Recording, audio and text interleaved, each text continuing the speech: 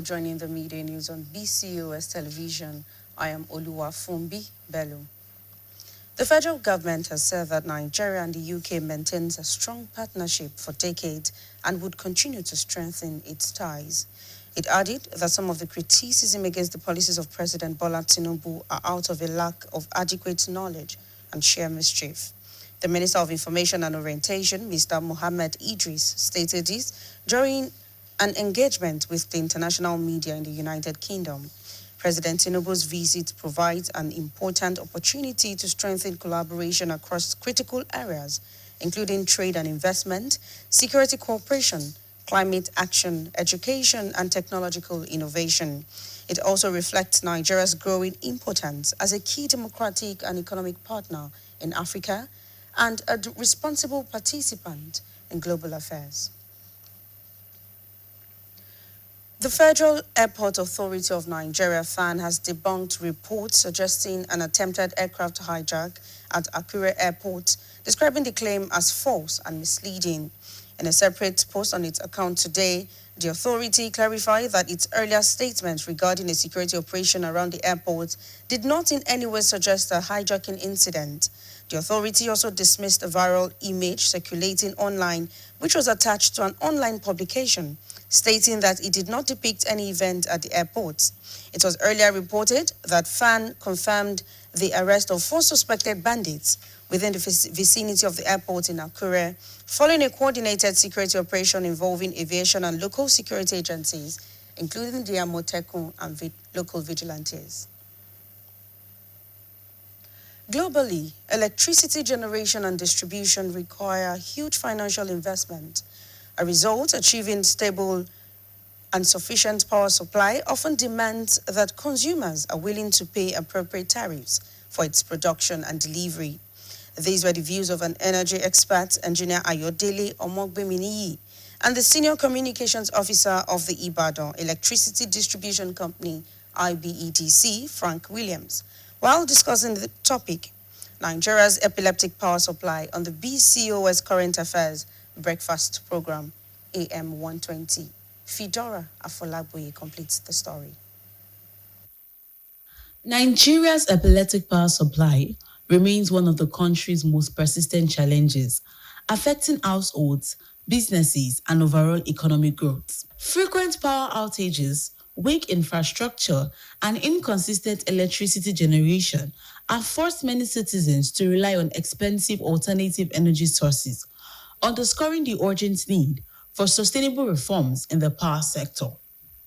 Speaking on BCOS AM 120, an energy expert, Engineer Ayodele Omogbeminiyi, explained that the challenges confronting Nigeria's electricity sector range from financial constraints and policy issues to manpower shortages, distribution inefficiencies, and aging infrastructure. He noted that a major concern is not necessarily distribution capacity, but the decline in power generation infrastructure, which has reduced the amount of electricity available for distribution across the country.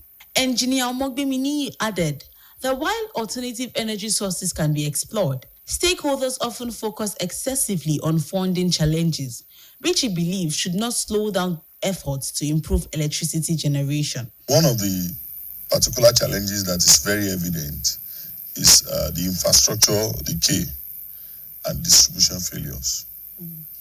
You know, when you electricity, according to Faraday's law, make us to know that you cannot store or keep electricity. So when it is generated, it has to be made use of.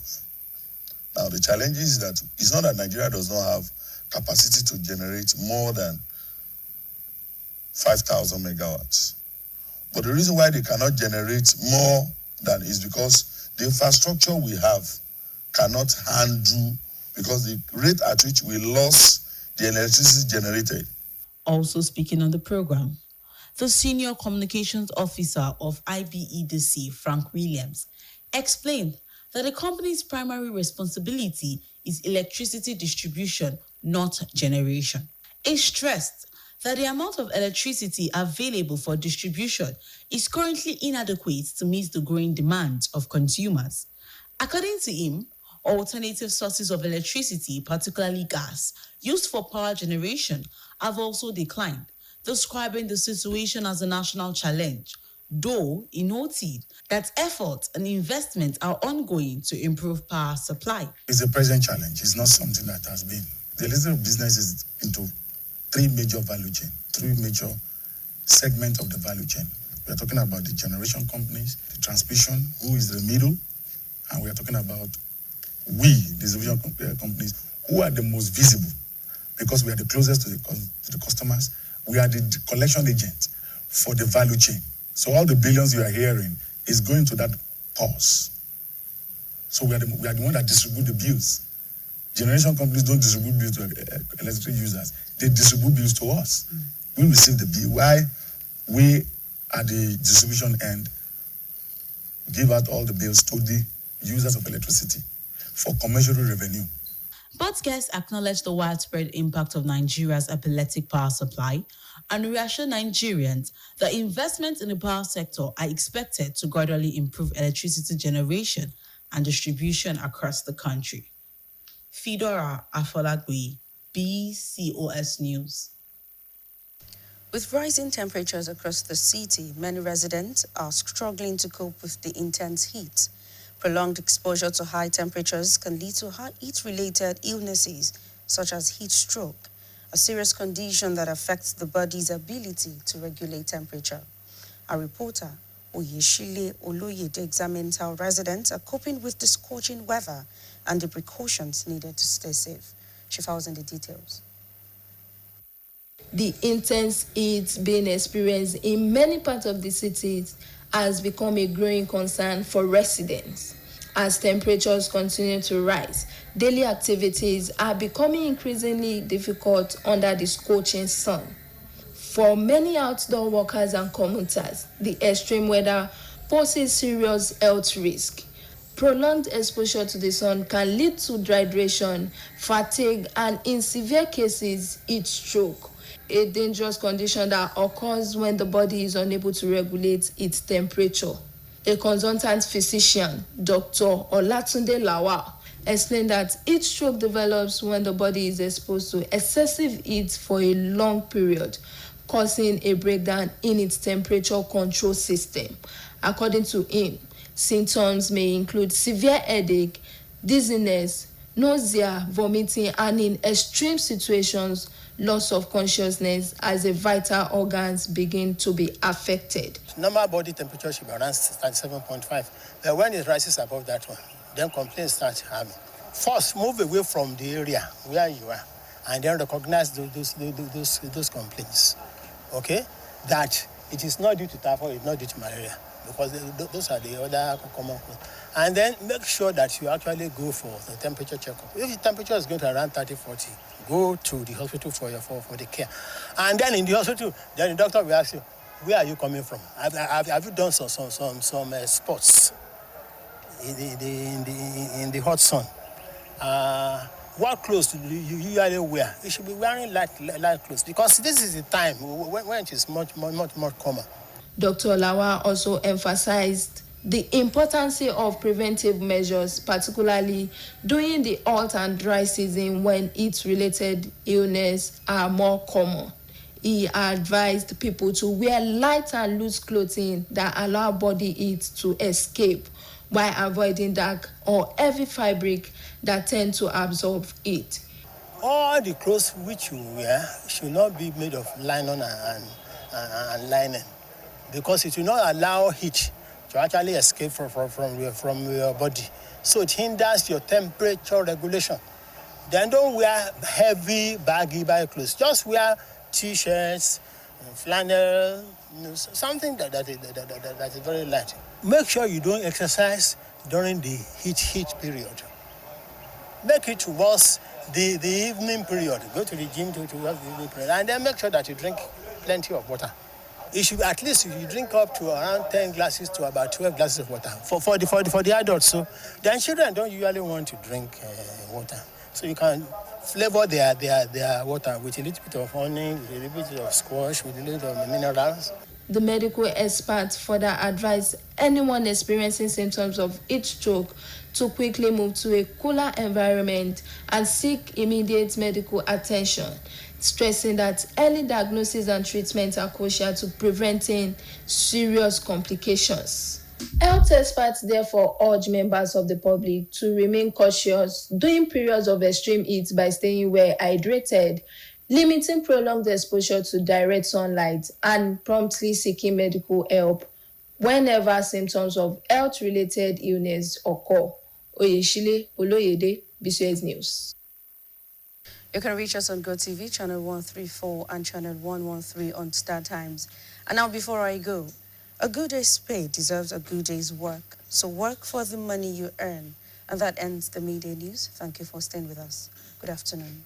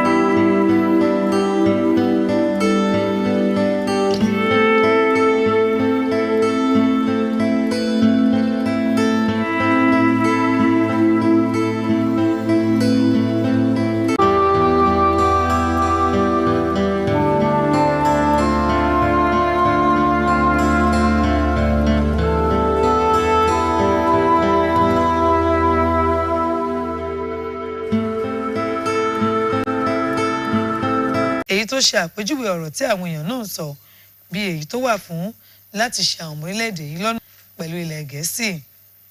Ìrètí wà pé ọjọ́rú ọ̀sẹ̀ yìí tí í ṣe ọjọ́ 18 oṣù kẹta ọdún yìí ni ààrẹ yóò gúnlẹ̀ sí ilẹ̀ Gẹ̀ẹ́sì tí yóò sì bẹ̀rẹ̀ iṣẹ́ tó lọ ṣe níbẹ̀ ní ọjọ́ 19 oṣù yìí kan náà. Ààrẹ pẹ̀lú ìyàwó rẹ̀ Olúrẹ̀mí Tinubu yóò máa ṣe àbẹ̀wò sọ́dọ̀ ọba Charles kẹta ní Windsor Castle, èyí tí í ṣe ìgbà àkọ́kọ́ tí wọ́n máa bu ọlá fún aṣáájú orílẹ̀-èdè yìí ní ààfin Buckingham tí wọ́n ti máa ń gbàlejò wọn tẹ́lẹ̀.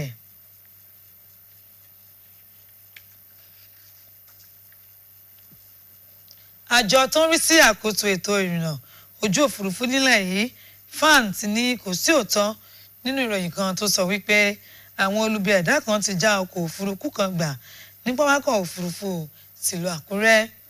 Nínú ọ̀rọ̀ tọ̀ọ̀tọ̀ tí wọ́n gbé sójú òpó ayélujára lónìí, ìgbìmọ̀ náà fìdí ẹ̀ múlẹ̀ wípé ìròyìn tóun ti kọ́kọ́ gbé jáde nípa ìṣẹ̀lẹ̀ yìí kò fi hàn pé wọ́n fẹ́ já bàálù náà gbà. Bákan náà ni wọ́n tún ṣèlérí ni wọ́n tún sẹ́ lórí fọ́nrán àwòrán tó gbojú òpó ayélujára kan. Ṣáájú ni ìròyìn kan ti kọ́kọ́ jẹ́ kó di mímọ̀ wípé afurasí agbébọn 4 lọ́wọ́ tẹ̀ ní àyíká pápákọ̀ òfurufú ìlú Àkúrẹ́ lásìkò tí àwọn ikọ̀ aláàbò Àmọ̀tẹ́kùn tó fi mọ́ àwọn ikọ̀ aláàbò jùlọ lákànfin ṣọ́rí iṣẹ́ ní agbègbè náà. Jákèjádò àgbáyé ló ti jẹ́ wípé owó gọbọi ni àwọn èèyàn máa ń ná láti dókòwò sí ẹ̀ka ìpèsè iná ọba fún ìlò àwọn ọmọ ilẹ̀ yìí. Èyí ló mú kí àwọn ọmọ orílẹ̀-èdè yìí ṣetán láti san owó tó yẹ kí wọ́n lè rí iná ọba lò. Èyí ni èrò àwọn tó kópa lórí ètò móhùnmáwòrán iléeṣẹ́ wa tá a pè ní M120. Onímọ̀ ẹ̀rọ Ayọ̀délé Ọmọgbéminíyì àti ọ̀gá àgbà lẹ́ka ìbáraẹnisọ̀rọ̀ ní iléeṣẹ́ tó pín iná ọba nílùú Ìbàdàn IBEDC ọ̀gbẹ́ni Frank Williams. Akọ̀ròyìn wa Fìdórà Afọlágboyè tó tọpinpin bí ètò náà ṣe lọ ṣe àkójọpọ̀ ìròyìn. Àlàyé tó mú bọ̀ nìyí, ẹ bá mi ká lọ. Ìdákúrekú iná ọba jẹ́ ìṣòro kan gbòógì tó ń bá orílẹ̀-èdè yìí fínra, èyí tó yìí ti ń ṣe àkóbá fún ọ̀pọ̀ ilégbèé, okòòwò àti ètò ọrọ̀ ajé orílẹ̀-èdè yìí lápapọ̀.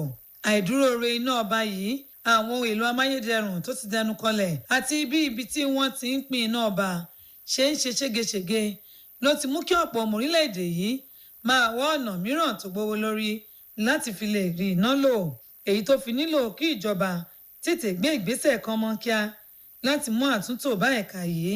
Nígbà tí wọ́n bá ìkọ̀ròyìn iléeṣẹ́ wa BCOS sọ̀rọ̀, onímọ̀ ẹ̀rọ Ayọ̀délé Ọmọgbéminíyì ṣe àlàyé wípé ìpèníjà èyí tó ń bo orílẹ̀-èdè wa Nàìjíríà kò fínra, pàápàá jùlọ lẹ́ka ìpèsè iná ọba ló jẹ́ wípé ọ̀dá owó awo lókun àwọn ètò tí ìjọba máa ń gbé kalẹ̀ tí kì í tọ́jọ́ tó fi mọ́ ètò àwọn òṣìṣẹ́ àti bí àwọn ohun èlò tí wọ́n ń lò láti fi pèsè iná ọba yìí ṣe ti gbó ló wà lára nǹkan tó ń ṣokùnfà ìpèníjà yìí.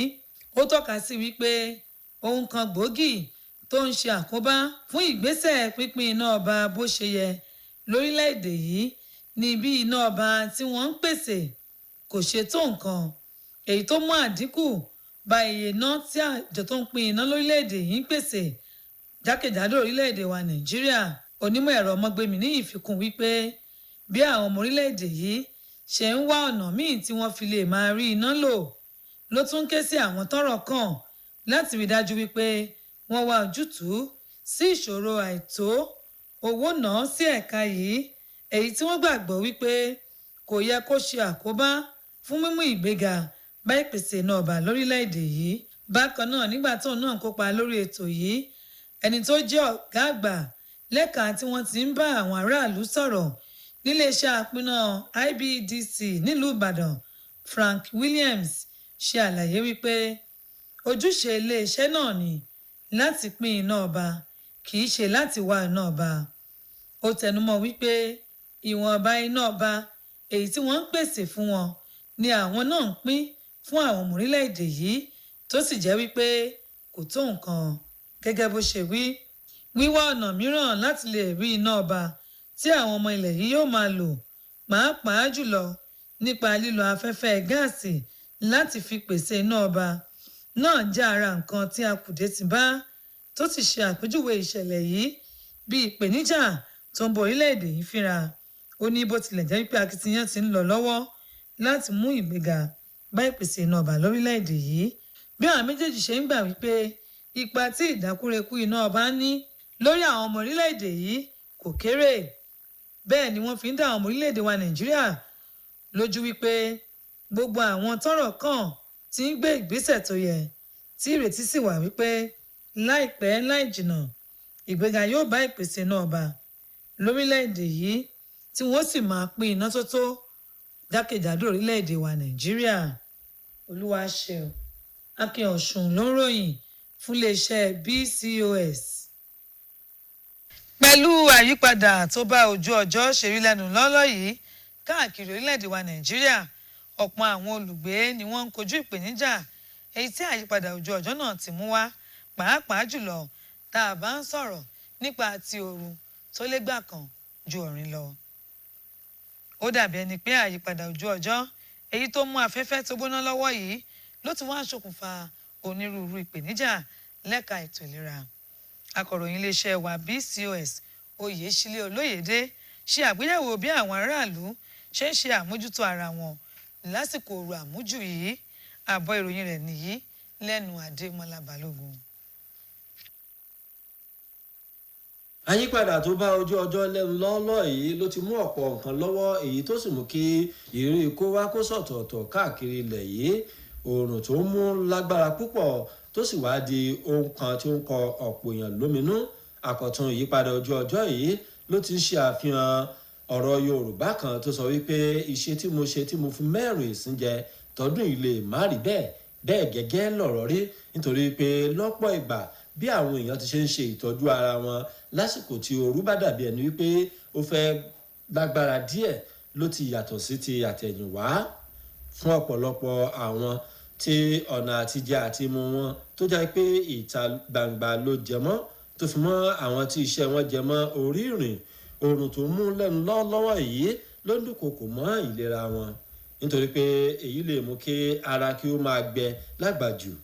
Bó tilẹ̀ jẹ́ wípé nígbà mìíràn ẹ̀wẹ̀ èyí lè bí kí ó máa rẹ̀ èèyàn, kí èèyàn má sì fẹ́ ní okun tàbí agbára láti ṣe àwọn nǹkan mìíràn, èyí tí ó sì lè yọrí sí àwọn nǹkan mìíràn nígbà tí ara kò bá lè gbá mọ́ra mọ́.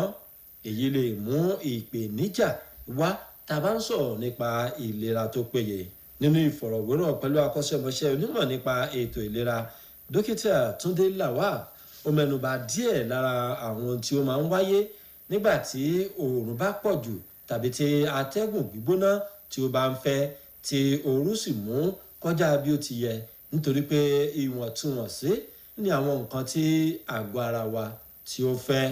Dókítà Túndé Lawal mẹ́nuba àwọn àpẹẹrẹ èyí tí èèyàn lè máa rí tàbí tí ó lè ṣe àkíyèsí rẹ̀ lára rẹ̀ nínú àgọ́ ara nírúfẹ́ àkókò tá a wà báyìí.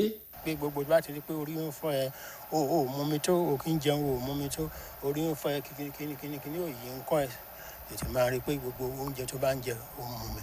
Àwọn èso dáadáa wà ní kíní oríṣiríṣi. 1 bottle of ragosis water pẹ̀lú oúnjẹ tí èèyàn máa jẹ láàárọ̀ ní ọ̀sán àti lálẹ́, making 3 ragosis water. So tó bá dẹ̀ ti bí ọwọ́ alẹ́ yẹn nísìn ṣọ́rọ̀ mi ní àsìkò rí ẹ kéèyàn máa gbatẹ́gùn ní àsìkò tí èèyàn máa gbatẹ́gùn ní. Má ṣe eré ìdíje nínú ìgbà tí ara bá ń gbóná. Ṣé Yorùbá bọ̀ wọ́n ní kò sí ti ba àgbà lẹ́rù bíi kádífá kó má ṣe tutù. Dókítà Lawal tẹnumọ́ pàtàkì ọ̀nà láti ṣètọ́jú ara wa nírúfẹ́ àkókò báyìí. Ó gba àwọn èèyàn nímọ̀ràn lórí irúfẹ́ aṣọ èyí tó yẹ àkókò yìí àti àwọn ìgbésẹ̀ mìíràn tó tún ṣe pàtàkì láti gbé láti lè bọ́ lọ́wọ́ àwọn ewu tó rọ̀ mọ́ àyípadà ojú ọjọ́ tó wà lẹ́nu lọ́ọ́lọ́wọ́ yìí. Má dúró títí tó yẹ pé ààrẹ á máa gbọ̀n, kíní òye á máa kọ́ ẹ, á lọ wọn kíní ìfúnpá ẹ láti wá lọ sílẹ̀ kí kíní ọkàn ẹ ò ṣiṣẹ́ dáadáa mọ́. Wàhálà ti ń dé nìyẹn. So yẹ kí kéèyàn tètè lọ rí kíní dókítà ẹ̀ wọ́n ṣe kíní. Ó dẹ̀ yẹ kí pàtàkì yìí wípé tó bá ti mọ̀ pé kíní ẹ̀ ti ṣe ẹlẹ́ẹ̀kíní rí, pàálẹ̀ kínní pẹ̀lú pàálẹ̀ kejì mọ̀ pé gbogbo àwọn nǹkan tó yẹ kó máa ṣe àsìkò ìgbà tí ooru ò ní fi bẹ́ẹ̀ pọ̀ lásìkò òjò tàbí gbogbo tó bá ti fẹ́ ṣeré láàrin agboolé tàbí láàrin kíní jíìmù láti má ṣe kí lẹ́yà kó wá aṣọ tó bá dáa lọ́rùn mi ní tí ò ní fa ooru sínú ara. Dókítà Lawal ní bí èèyàn bá ti ń ṣe àkíyèsí àwọn tí ó yàtọ̀ lágọ̀ọ́ ara rẹ̀, ó ní kírúfẹ́ ẹni bẹ́ẹ̀ tí ó tètè wá ibi tí ó bá tutù kí ó lọ fara rẹ̀ sílẹ̀ sí, tàbí kí ó béèrè fún ìrànlọ́wọ́ láti ọ̀dọ̀ àwọn òṣìṣẹ́ elétò ìlera. Ó ṣe lálàyé yìí pé omi mímu nírúfẹ́ àkókò yìí ó ṣe pàtàkì, èyí tí kò ní jẹ́ kí ara kí ó gbẹ. Ó ní bákan náà ló ṣe pàtàkì láti mú àdínkù bá gbogbo àwọn tí ó bá lè gbé ẹ̀mí èèyàn gbóná àti àwọn nǹkan mìíràn èyí tí ó lè jẹ́ kí ó tètè máa rẹ èèyàn nírúfẹ́ àkókò yìí. Èyí sì ni ó lè mú kí èèyàn bọ́ lọ́wọ́ àwọn ìpèníjà ètò ìlera èyí tó rọ̀ mọ́ àkókò tí oòrùn mú lánàájú báyìí. Adémọ́lá Balógun ló ròyìn fún iléeṣẹ́ BCOS. Kí n tó parí ìròyìn ọjọ́ kan rí wa fún tòní, agbájọwọ́ la fi ń sọ̀yà jíjẹ ọwọ́ kan kò gbé ẹrù dórí. Ìgbéga orílẹ̀-èdè wa Nàìjíríà dọwọ́ tèmi àti ẹ̀. Nítorí náà, rí dájú wípé o kópa àtẹ̀ náà. Ìyókù tún di ní aago 3 kọjá ìṣẹ́jú 15 lọ́sàn òní nígbà tá a máa pàdé fún ìròyìn wa ti ìpínlẹ̀ Ọ̀yọ́. Títí àsìkò náà, ẹ máa yáṣẹ́.